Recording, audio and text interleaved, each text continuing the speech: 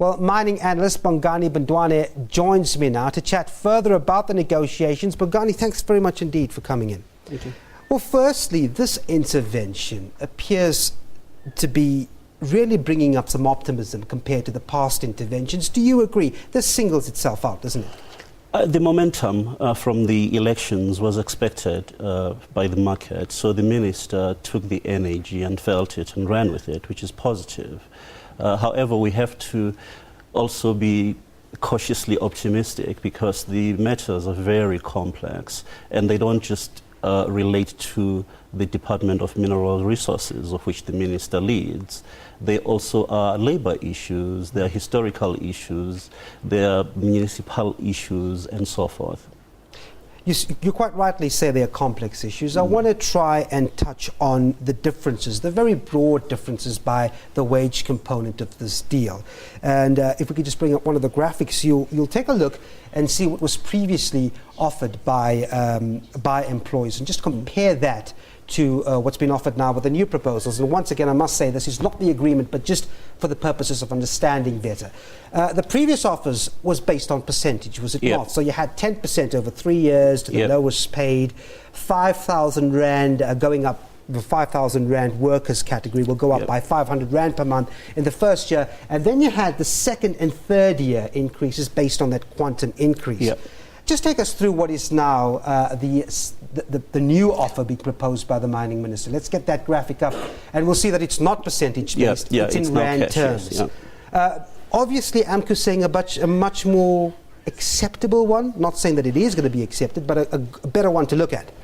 Well, the numbers are just merged about. You'll understand that the previous offer, or rather the first demand, let's start there, that AMCU demanded was a 12,500 Rands basic pay as a minimum entry-level wage. Now, in mining, there are about up to 4 levels of employees, level A, B, C, D. Now, all these employees have different scales of earnings. This particular offer that is currently being negotiated as per minister's intervention will see that level C and D of employees may likely accept the offer, but the bulk of the employees are not on the C and D level. They're on your A and B, and that's where the issue is. And those entry wages are already at about 5,000 Rands or so in average across the sector. Now, if you give them 800 Rands, I don't think it's going to cut it. The idea is, how do you really stop thinking of this as a wage increase, but as a structural issue that really just changes the entire face of the industry in terms of wages? If you do that, then you'll be able to call in all other players in the sector, including, indeed, the municipalities. What's their role in terms of housing? You bring in NEDLEC. I think NEDLEC could play a very, very critical role in the structural change that is needed in the industry. It's not just wages. Do you think that forms a big basis of what's been spoken about today at the meeting? I think the minister, AMCU is correct. The minister has a good grasp of these issues. However, you need to really bring more than just treasury. He will have to bring in trade and industry so that issues around pricing of steel are brought in for the miners, because part of this is about cost to mine, and it's a huge amount of money that producers have to plow in.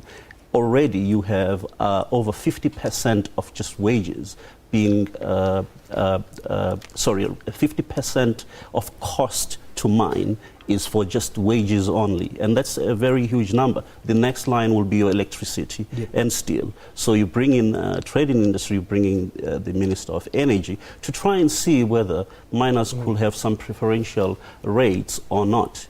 Let's talk about this notion where the employers, for example, want AMCU to take the proposal as speedily as possible and discuss it with their members. AMCU says, hang on, we're not in a hurry to do that. We still need to negotiate with the new minister, with his team, and with the role players.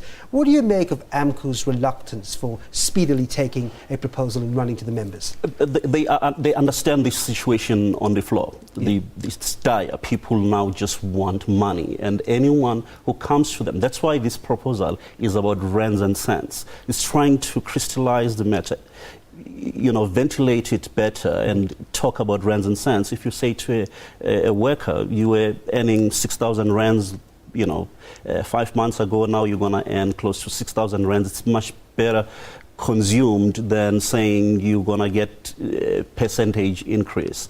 We have to also bear in mind it's going to be 800 plus 800 because miners in general, this is their year end, others year end was in May, so it's going to be now double because it's the last year's portion of 800 plus this current year's portion of 800. So you have that 1,600 rands that now they are playing with. Again, they are still very far apart. So let's just be very cautious. Before I let you go, we've got very few minutes left on this one, or seconds, if I may say so. The Labour Court decision yesterday, you had the employees communicating with members. AMCU then goes to court, says, we want to stop you from doing this. But AMCU lost as far as the Labour Court is concerned yesterday, saying the matter is not as urgent as AMCU puts it out to be, and AMCU loses that battle. Does it have any bearing on negotiations, very quickly? Oh, yeah, certainly. AMCU has a problem with negotiations being undertaken by the employer. The employer says, no, we are not negotiating. We're just sending the message, and that's it. We are not going to receive any feedback and negotiate. That's the story. That's where the dispute is. All right, Bongani Mbindwane, thank you very much indeed, mining analyst, for coming in. Thank you.